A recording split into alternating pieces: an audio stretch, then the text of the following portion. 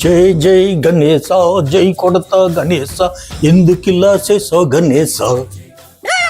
గణేశ ఉండ్రాళ్ళు పెట్టాను, తాలికులు పెట్టాను, పానకాలు పెట్టాను, అయినా ఎందుకిలా చేసావు గణేశ.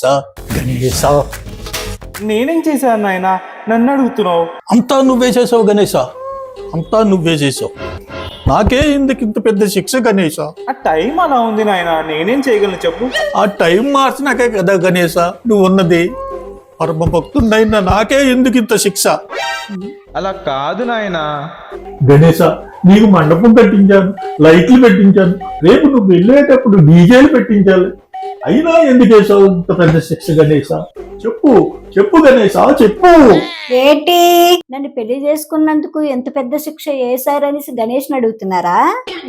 అది కాదే, మరేంటో. ఇందాక కింద పెద్ద గణేష్ మండపం దగ్గర ప్రసాదం అందరికీ వచ్చింది, నా దగ్గరికి వచ్చినప్పటికీ అయిపోయింది. అదే అడుగుతున్నానే చిన్న గణేష్ని. చెప్పు గణేశ చెప్పు. అమ్మో, మళ్ళీ స్టార్ట్ చేసావా నాయన?